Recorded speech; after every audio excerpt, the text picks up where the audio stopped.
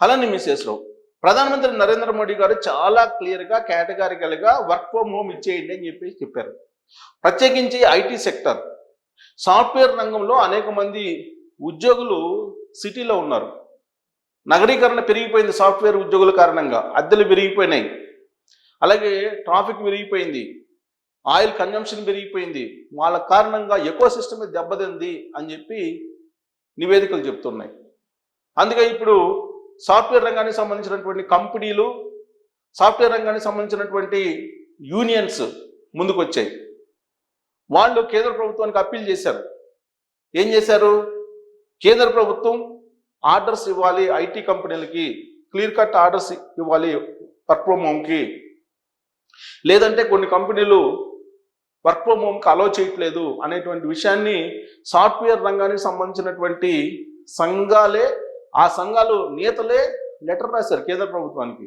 అందుకే ఇప్పుడు కేంద్ర ప్రభుత్వం ఎమర్జెన్సీ ఆర్డర్స్ ఇష్యూ చేసింది సాఫ్ట్వేర్ కంపెనీలకి, మల్టీనేషనల్ కంపెనీలకి చాలా క్లియర్గా ఆర్డర్స్ పాస్ చేసింది, మీరు వర్క్ ఫ్రమ్ హోమ్ ఇవ్వండి అని చెప్పి. దానికి కారణం ఏంటంటే హైదరాబాద్లో కానీ, బెంగళూరులో కానీ, ఢిల్లీలో కానీ, ముంబైలో కానీ, గుర్గావ్లో కానీ ఇలాంటి చోట్ల ఎక్కువ మంది జనసాంద్రత ఉండేటువంటి ప్రాంతాల్లో ఎక్కువ ఆయిల్ కన్జంప్షన్ ఎక్కువ ఉంది, పెట్రోల్ డీజిల్. ప్రతిరోజు ఆఫీస్కి వెళ్ళి వచ్చేటువంటి వాళ్ళ ఉద్యోగుల సంఖ్య ఐటీ సెక్టర్ సాఫ్ట్వేర్ రంగంలో ఉంది. సాఫ్ట్వేర్ రంగం రాకముందు నగరీకరణ ఇంత వేగంగా పెరగలేదు. సాఫ్ట్వేర్ రంగం వచ్చిన తర్వాత ధరలు విపరీతంగా పెరిగిపోయాయి. ఒకే చోట కాన్సన్ట్రేషన్ అయ్యారు జనం అంతా కూడా, జన సాంద్రత కూడా పెరిగింది. ఆ కారణంగా ఈ ప్రాంతాల్లో ఉద్యోగులు ఎక్కువ ఉన్నారు, ప్రైవేట్ ఉద్యోగులు ఎక్కువ ఉన్నారు. వాళ్ళు ప్రతిరోజు ఆఫీస్కి వెళ్ళి రావాలి. వాస్తవంగా కన్జంప్షన్ ఎంత ఉంటుందో దానికంటే ఎక్కువగా అవుతుంది. కారణం ఏంటంటే ట్రాఫిక్ జామ్స్. ఈ ట్రాఫిక్ జామ్ కారణంగా లీటర్ పెట్రోల్ 40 కిలోమీటర్ల నుంచి 50 కిలోమీటర్లు వచ్చేటువంటి వెహికల్కి కూడా 20 నుంచి 30 కిలోమీటర్లు వచ్చేటువంటి ప్రమాదం ఉంది. అందుకే ఆయిల్ కన్జంప్షన్ పెరిగిపోతూ ఉంటుంది. అందుకే ఇప్పుడు మల్టీనేషనల్ కంపెనీలు, ఐటీ కంపెనీలు, ప్రత్యేకించి సాఫ్ట్వేర్ కంపెనీలకి క్లియర్ కట్గా కేంద్ర ప్రభుత్వం ఆర్డర్స్ పాస్ చేసింది. గుజరాత్లో కూడా ప్రధానమంత్రి నరేంద్ర మోడీ గారు బహిరంగ సభలో ఇదే చెప్పారు, ఖచ్చితంగా మీరు వర్క్ ఫ్రమ్ హోమ్ ఇవ్వండి సాఫ్ట్వేర్ ఉద్యోగులకి. కోవిడ్ సమయంలో వర్క్ ఫ్రమ్ హోమ్ ద్వారా మీరు కంపెనీలను రన్ చేయగలిగారు, కాబట్టి మీరు వర్క్ ఫ్రమ్ హోమ్ ఇవ్వండి అని చెప్పారు. అంతేకాదు ఆఫీస్ నిర్వహణ కోసం కరెంటు ఎక్కువ అవుతుంది, కరెంటు అవసరం అవుతుంది, కరెంటుని కన్జంప్షన్ కూడా ఎక్కువ అవుతుంది, కరెంట్ కన్జంప్షన్ అనేది తగ్గించండి అని చెప్తున్నారు. కారణం ఏంటంటే కొన్ని కంపెనీలు డీజిల్ ద్వారా జనరేటర్స్ని వేసి జనరేట్ చేస్తున్నారు కరెంటు, అక్కడ కూడా డీజిల్ ఉపయోగించుకోవాల్సి వస్తుంది.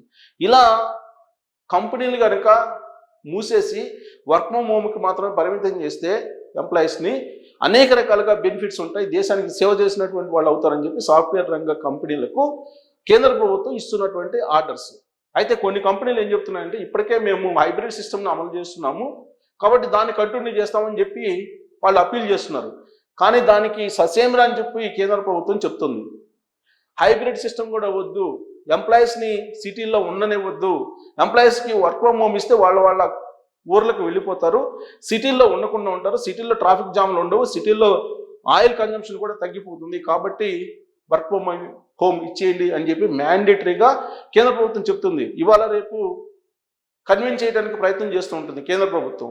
ఒకవేళ కన్విన్స్ కాలేదనుకోండి మల్టీనేషనల్ కంపెనీలు, వాళ్ళకి స్పెసిఫిక్గా ఆర్డర్స్ ఇష్యూ చేసింది. ఇప్పటికీ కేంద్ర హోంశాఖ ఆర్డర్స్ ఇష్యూ చేసింది, అలాగే కేంద్ర వాణిజ్య శాఖ ఇష్యూ చేసింది. సో కేంద్ర ప్రభుత్వం ఓవరాల్గా నరేంద్ర మోడీ గారు అప్పీల్ చేస్తున్నారు. కాబట్టి ఎవరికి వాళ్ళే స్వచ్ఛందంగా వర్క్ ఫ్రమ్ హోమ్ కనుక అలౌ చేయకపోతే లేదా అనౌన్స్ చేయకపోతే ఖచ్చితంగా కేంద్ర ప్రభుత్వమే స్ట్రిక్ట్గా లాక్డౌన్ సందర్భంగా ఏ విధంగా వ్యవహరించిందో ఆ తరహాలో వ్యవహరిస్తుంది, అలాంటి డౌట్ లేదు. కాబట్టి ఎంప్లాయీస్ అందరూ కూడా వెళ్ళిపోండి అని చెప్పి చెప్తున్నారు. ఎంప్లాయీస్ వర్క్ ఫ్రమ్ హోమ్ వెసులుబాటు ఉంది కాబట్టి వెళ్ళిపోండి అంటున్నారు. వర్చువల్ మీటింగ్స్ జరుగుతున్నాయి. కోవిడ్ సమయంలో దాదాపు 3 సంవత్సరాల పాటు ఎక్కడ ఇంటి నుంచి బయటికి వెళ్లకుండా వర్చువల్ మీటింగ్స్ తోటే కంపెనీలు రన్ అయ్యాయి. కానీ ఇప్పుడు అదే తరహాలో రన్ చేయొచ్చు, కానీ రన్ చేయట్లేదు. ఇప్పుడు హైబ్రిడ్ మోడల్ అని పెడుతున్నారు. హైబ్రిడ్ మోడల్ వద్దు అని చెప్పి నరేంద్ర మోడీ గారు చాలా క్లియర్గా చెప్తూ ఉన్నారు. దీంతో పాటు ఆన్లైన్ క్లాసులు, స్కూల్స్, కాలేజెస్, వీటి కారణంగా స్కూల్ బస్సులు, డీజిల్ వినియోగం, అలాగే కాలేజీలకు వచ్చి పిల్లలను వదిలిపెట్టడానికి తల్లిదండ్రులు ఉపయోగించేటువంటి వీలర్స్ లేదంటే 4 వీలర్స్, వీటి కారణంగా పెట్రోల్ కన్జంప్షన్ ఎక్కువ అవుతుంది. కాబట్టి స్కూల్స్ కూడా ఆన్లైన్ ఎడ్యుకేషన్ సిస్టమ్కి వెళ్ళిపోండి అని చెప్పి కేంద్ర ప్రభుత్వం చెప్తుంది. సేమ్ లాక్డౌన్ సమయంలో ఏ విధమైనటువంటి అంశాలను మనం ఇంప్లిమెంట్ చేశామో అదే తరహాలో ఆన్లైన్ క్లాసులు, డిజిటల్ క్లాసులు, అలాగే virtual meetings, work from home ఖచ్చితంగా ఇంప్లిమెంట్ చేయమని చెప్పి కేంద్ర ప్రభుత్వం చెప్తూ ఉంది. దీంతో పాటు అనేక మందికి నరేంద్ర మోడీ గారు చెప్తుంది ఏంటంటే, మీరు ఆరోగ్యంగా ఉండాలి, దేశం ఆరోగ్యంగా ఉండాలి, ఆర్థికంగా దేశం బలంగా ఉండాలి అంటే నూనె వాడకాన్ని తగ్గించండి అని చెప్తున్నారు. దాన్ని కూడా కిడ్డింగ్ చేసేవాళ్ళు వాళ్ళు అనేక మంది ఉన్నారు. నరేంద్ర మోడీ గారు చెప్పిన దాన్ని కిడ్డింగ్ చేయటం కాదు, వాస్తవ పరిస్థితులు. సపోజ్ మన ఇంట్లో మనకు ఆర్థిక పరిస్థితి బాగలేనప్పుడు ఏం చేస్తాం? ఇప్పటి వరకు మనం 30,000 రూపాయల అద్దె ఇంట్లో ఉన్నటువంటి వాళ్ళని ఆర్థిక పరిస్థితి బాగలేనప్పుడు ఏమవుతాం? అద్దె తక్కువ అద్దె ఇంట్లో 20,000 15,000 ఇంట్లో ఉంటాం. అలాగే నిత్యావసర వస్తువులు ఇంతకుముందు ఇచ్చలవిడిగా కొనేటువంటి వాళ్ళని పొదుపు చేస్తాం. అలాగే ఫంక్షన్లు లేదా ఇతరతర ఖర్చులకి వెళ్ళేటువంటి ప్రయాణాలు ఉంటాయి కదా, ప్రయాణ ఖర్చులు తగ్గిస్తాం. ఇది సాధారణంగా ఏ కుటుంబం అయినా చేసేటువంటి పనే. కాబట్టి ఇప్పుడు దేశవ్యాప్తంగా దేశానికి పెద్ద నరేంద్ర మోడీ గారు కాబట్టి నరేంద్ర మోడీ గారు అదే చేస్తున్నారు. నరేంద్ర మోడీ గారు ఏదైతే చెప్తున్నారో ప్రజలకి అదంతా కూడా దేశం కోసమే, ధర్మం కోసం దేశం కోసం అంటారు కదా, దేశం కోసం చెప్తున్నారు ఆయన. సో దేశం కోసం అని అంటే ప్రతి ఒక్కళ్ళు దీంట్లో భాగస్వామ్యం అవ్వాలి. చంద్రబాబు గారు కూడా ఢిల్లీలో నిన్న మీటింగ్లో చెప్పారు, నరేంద్ర మోడీ గారు చెప్పినటువంటి దానికి ప్రతి ఒక్కళ్ళు కట్టుబడి ఉండాలి, ప్రతి ఒక్కళ్ళు దాన్ని అనుసరించాలని చెప్పి చంద్రబాబు గారు కూడా చెప్తున్నారు. వివిధ రాష్ట్రాల ముఖ్యమంత్రులు కూడా ఇప్పుడు అదే చెప్తున్నారు. కాబట్టి ఎవరికి వాళ్ళు ఇంప్లిమెంట్ చేయడంతో పాటు ఎవరైతే ఇంప్లిమెంట్ చేయరో వాళ్ళ చేత ఫోర్స్గా చేయించాల్సినటువంటి బాధ్యత కూడా ఇప్పుడు ఏర్పడింది. లేదంటే చేతులుగా లేక ఆకులు పట్టుకున్న సందర్భంగా దేశం యొక్క ఆర్థిక పరిస్థితి కనుక సంక్షోభంలోకి వెళ్ళిపోతే అప్పుడు ఖచ్చితంగా వార్ వస్తుంది. అంతర్గత war, class war. Jaganmohan Reddy గారు చెప్పారు 2024 ఎన్నికల సందర్భంగా. ఆ క్లాస్ వార్ ఇప్పుడు వచ్చే అవకాశం ఉంది, ప్రమాదం పొంచి ఉంది. డేంజర్ సిగ్నల్స్ ఉన్నాయి భారతదేశంలో.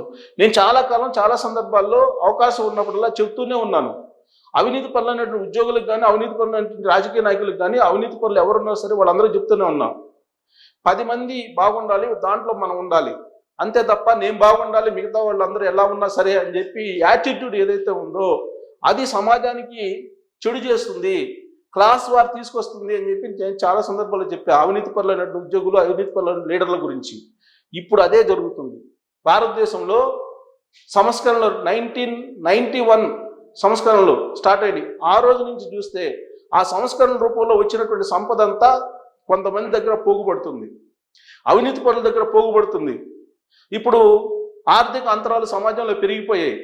ఇప్పుడు ఆర్థిక సంక్షోభం వచ్చింది, పొంచి ఉంది. ఈ ఆర్థిక సంక్షోభం కనుక ప్రమాదకర స్థితికి వెళ్తే ఖచ్చితంగా క్లాస్ వార్ వచ్చే అవకాశం ఉంది. ఉన్నోడిని లేనోడు కొట్టే రోజులు వస్తాయి. కడుపు మండి, కడుపు కోసం, కడుపు ఆకలి తీర్చుకోవడం కోసం ఉన్నవాడిని కొట్టే రోజులు వస్తాయి. ఇలాంటి సమాజాన్ని డబ్బున్నోడు కోరుకోకూడదు. ఫస్ట్ ఆఫ్ ఆల్ అవినీతి పరుడు కోరుకోకూడదు. సో కాబట్టి అవినీతి పరులు ఇప్పుడు జాగ్రత్తగా ఉండాలి. అవినీతి పరులు కానీ, దగాకోర్లు కానీ, ప్రజా సంపదని, ప్రకృతి సంపదని దోచుకున్నటువంటి వాళ్ళకి ఇది మంచి గడ్డు కాలం. దీన్ని కనుక అధిగమించకపోతే పేదలు, మధ్యతరగతి తిరగబడి కొట్టే రోజు వస్తుంది. అందుకే నరేంద్ర మోడీ గారు అలాంటి సిచ్యువేషన్ భారతదేశంలో రాకూడదని చెప్పి ఆయన మల్టీనేషనల్ కంపెనీలకు కానీ లేదా ఆయిల్ దిగుమతులు తగ్గించుకోమని చెప్పి ప్రజలకు కానీ నూనె వాడకం తగ్గించండి అని చెప్పి ఆయన ఎందుకు చెప్తున్నారు? రాబోయే రోజుల్లో ప్రమాదకరమైనటువంటి పరిస్థితులు ఉన్నాయని చెప్పి ఆయనకు తెలుసు కాబట్టి చెప్తున్నారు. ఆయన ఏదో చెప్తుంటారో మనం చేద్దామని చెప్పి అంటే ఖచ్చితంగా అనుభవించి తీరాల్సిందే. ఇది నరేంద్ర మోడీ గారు చెప్తున్నారు. కాబట్టి వర్క్ ఫ్రమ్ హోమ్ అనేది అనివార్యం. నగరాలు ఖాళీ చేసి వెళ్ళిపోవాల్సిందే. నగరాలు ఖాళీ చేసి వెళ్ళిపోకపోతే gas problem, petrol problem, diesel problem, ఇవన్నీ సమస్యలే. కరెంటు ప్రాబ్లం, ఆర్థిక సమస్యలు, అనేక రకాలుగా ఆర్థిక సమస్యలు చుట్టుముడతాయి. ఇలాంటి పరిస్థితుల్లో వర్క్ ఫ్రమ్ హోమ్ ఇస్తే కనుక ఇవన్నిటిని చాలా వరకు అధిగమించవచ్చు అని చెప్పి నరేంద్ర మోడీ గారు చెప్తున్నారు. సో అప్రకటిత ఎమర్జెన్సీ ఎలా ఉంటుందో అలాంటి పరిస్థితులు పొంచి ఉన్నాయి. ఇప్పుడు అప్రకటిత లాక్డౌన్ కండిషన్స్ ఆల్రెడీ చెప్పారు. ఈ కండిషన్స్ని కనుక ఇంప్లిమెంట్ చేయకపోతే అఫీషియల్గా అనౌన్స్ చేయాల్సి వస్తుంది. లాక్డౌన్ కొత్త తరహా లాక్డౌన్ అనౌన్స్ చేయాల్సిన పరిస్థితి ఏర్పడుతుంది. సో కాబట్టి వర్క్ ఫ్రమ్ హోమ్ కన్ఫర్మ్, నగరాలన్నీ ఖాళీ కావడం కన్ఫర్మ్, అద్దె ఇళ్ళు ఖాళీ కావడం కన్ఫర్మ్. మళ్ళీ కోవిడ్ సమయంలో ఏ విధంగా అయితే అద్దె ఇళ్ళకి టూలెట్ బోర్డులు చూసామో అలాంటి చూడటం కూడా ఖాయం. ఎందుకంటే నోటికి పట్టినట్టు అద్దెలు పెంచేశారు, నోటికి పట్టినట్టు చెప్తున్నారు నగరాల్లో. ఇది కూడా ఒక రకంగా మంచిదే. ఈ విధమైనటువంటి సంక్షోభం వచ్చినప్పుడే దోపిడీదారులకు, దోచుకునేటువంటి వాళ్ళకి ఇది ఒక లెసన్గా మిగలబోతుంది. సో నరేంద్ర మోడీ గారు ఏం చెప్తున్నారో దాన్ని ఇంప్లిమెంట్ చేయాల్సిన బాధ్యత ప్రతి పౌరుడి మీద ఉంది. కాబట్టి మల్టీనేషనల్ కంపెనీలు ప్రత్యేకించి వాళ్ళు ఆల్రెడీ నాస్కామ్ కోరుతుంది. నాస్కామ్ ఆల్రెడీ అప్పీల్ చేసింది కేంద్ర ప్రభుత్వానికి. అలాగే ఐటీకి సంబంధించినటువంటి సంఘం అది అప్పీల్ చేసింది, మొత్తం వర్క్ ఫ్రమ్ హోమ్ అనౌన్స్ చేయమని చెప్పి. No hybrid system, only work from home అని చెప్పి చెప్తుంది. కంపెనీలన్నీ మూతపడబోతున్నాయి.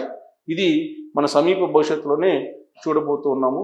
ఇది ఒక రకంగా ఇంప్లిమెంట్ చేస్తే కరోనా సమయంలో ఏ విధంగా అయితే ఐక్యంగా భారతదేశం ఉండి ఇంప్లిమెంట్ చేసినా ఆ తరహాలో ఇంప్లిమెంట్ చేస్తే గట్టున పడతాం. లేదంటే భారతదేశాన్ని ట్రంప్ చెప్పినట్టు డెడ్ ఎకానమీ కింద మనం చూసే ప్రమాదం ఉంది అనేది ఆర్థికవేత్తలు చెప్తున్నారు. దీని మీద మీరు కామెంట్ చేయొచ్చు. Thank you.